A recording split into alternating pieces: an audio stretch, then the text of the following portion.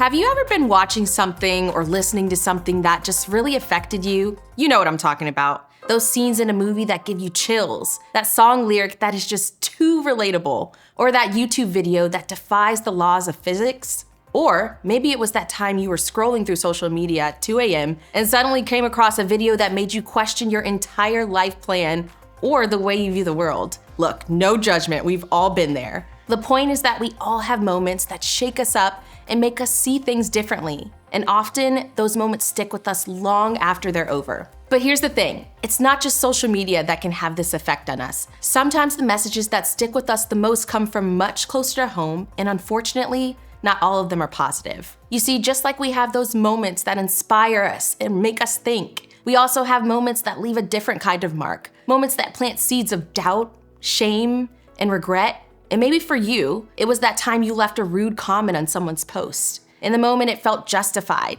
Maybe they'd hurt you first, but now, every time you think about it, you hear this voice in your head saying, you're a bad person. Or maybe you trash talk your best friend behind their back. You didn't mean for it to get to them, but it did. And now, every time you hang out, this voice whispers, you're a terrible friend. For some of you, it might be something much heavier that makes you wonder if you're broken or unworthy of love. These are just isolated incidents, but they're messages. Messages about who you are, about our worth, and about our place in the world. And when we haven't forgiven ourselves for these things, these messages can become a constant, crushing weight. So far in this series, we've talked about how we can build up a barrier of bitterness toward other people. But sometimes we struggle with bitterness towards ourselves. Maybe it's a mistake we made, a person we've hurt, or a standard we failed to meet. Maybe you betrayed a friend, and now you're scared to get close to people because you don't want to hurt them. Maybe you didn't live up to the standard you had for yourself and disappointed yourself when you didn't make the basketball team. And now we carry this bitterness towards ourselves, and we think that we deserve to carry it. We think that punishing ourselves by refusing to let go of our past mistakes, we're somehow making things right. But let me ask you, is that really working? Is carrying around all that weight making us better people? Is it helping us treat others with kindness? Or is it just making us more frustrated and prone to lash out? And perhaps more importantly, when it comes to this idea of give and take, how can we give forgiveness when we haven't received it ourselves? To answer that, let's look at the early Christian leaders like Paul, who taught that forgiveness should be a defining characteristic of following Jesus, both in how people treat others and how they view themselves. In an ancient letter to Christians living in the city of Colossae, Paul gave some practical advice on how to live as followers of Jesus. And right in the middle of it, he dropped this powerful statement about forgiveness. Make allowance for each other's faults and forgive anyone who offends you. Remember the Lord forgave you, so you must forgive others. At first glance, this might seem like it's just about forgiving others, but I want you to notice something crucial here. Paul said, remember the Lord forgave you. You, that includes you sitting right there. You with all your mistakes, your regrets, and the weight of bitterness, you've been forgiven. But why? Why would God forgive us? Paul answered that question in another letter he wrote, this time to the Romans. But God showed his great love for us by sending Christ to die for us while we were still sinners. See, God didn't wait for us to get our act together in order to earn our forgiveness. God forgave us while we were still sinners. We were still messing up, still falling short, and still hurting ourselves and others. And here's where it gets challenging. If God can forgive us for all of that, who are we to withhold forgiveness from ourselves? After all, in Colossians, Paul said to forgive those who offend you. That includes when we offend or disappoint ourselves. Sometimes we carry around guilt like it's a debt we owe. Let me show you what I mean. You ever been to a restaurant and they bring you the check? That's how much the restaurant expects you to pay for their food and service. And it's expected that you leave a tip too.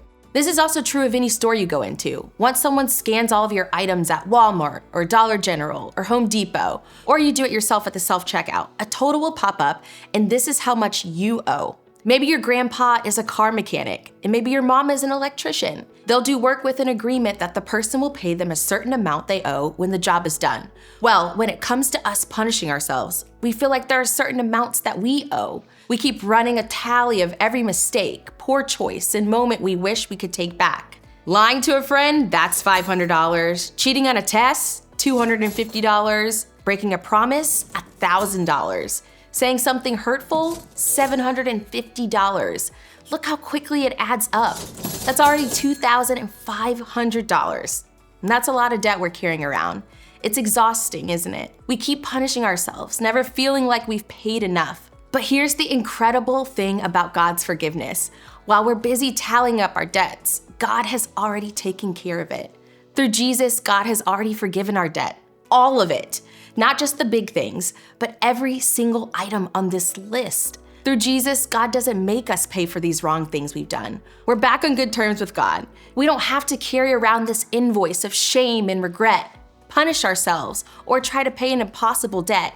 God has already forgiven us. This is why God's forgiveness is so powerful. It frees us from the weight of guilt and shame. We can stop carrying the burden of our past mistakes and live in the freedom of knowing we're fully forgiven and deeply loved by God. This doesn't mean we don't take responsibility for our actions or try to make amends when we hurt others, but it does mean we can stop defining ourselves by our mistakes and instead see ourselves as God sees us, forgiven and valued. The question is, will we live like we're forgiven? Will we let go of our self-imposed debt and embrace the freedom that God offers us? Will we forgive ourselves? Look, whether you need to forgive someone else or forgive yourself, Paul was really clear about what Jesus' followers are invited to do. You can forgive like you've been forgiven. So when it comes to giving and taking, you can't give what you haven't received. Embracing God's forgiveness towards you is the starting point of forgiving others. It gives us the strength and the ability to do so when we just don't want to or can't on our own. Because God is here with us and has forgiven us, we can extend the same forgiveness to others. So how do we do this? How do we embrace God's forgiveness and let go of those negative messages we've been carrying around? Here are 4 practical steps we can start taking. First, acknowledge the hurt. The first step in forgiving yourself is to be honest about what you did and how it's affecting you. Don't try to minimize it or brush it off. Don't maximize it either, but sit with it and feel it, name it. Secondly, accept God's forgiveness. This can be the hardest part, especially if you've been carrying your guilt for a long time. But remember what we just read. God forgave you. And because of Jesus, you and God can be good now. Choose to accept that through Jesus, God has forgiven you. Third, rewrite the message. Remember those negative messages we talked about earlier? It's time to challenge them. When that voice in your head says you're a bad person, counter it with I'm forgiven. When it says you're not worthy of love, respond with God loves me, flaws and all. It's also okay if you need help writing those messages by talking to a mental health professional or just having a leader remind you of who you are. And last, forgive as you've been forgiven. Now, like we've been talking about this entire time, make the choice to pass on what you've already received to others. Okay, applying these steps isn't always easy, and often it isn't a one-time event. It's a process that requires patience and persistence. Some days will be harder than others. You might take 2 steps forward and then 1 step back. But as you consistently practice acknowledging your mistakes, accepting God's forgiveness, and rewriting the negative messages you tell yourself, you'll start to notice a change. Gradually, the weight of the guilt and the shame will begin to lift.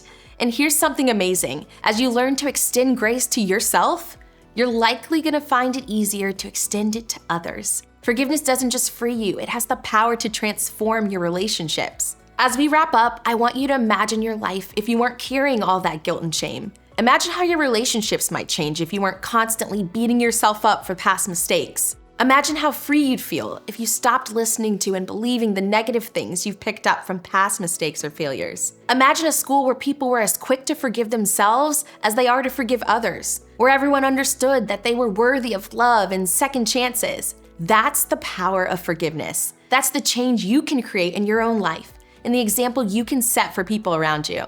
So, this week, I want to encourage you to start reminding yourself of God's love. Think about something you've been tough on yourself about.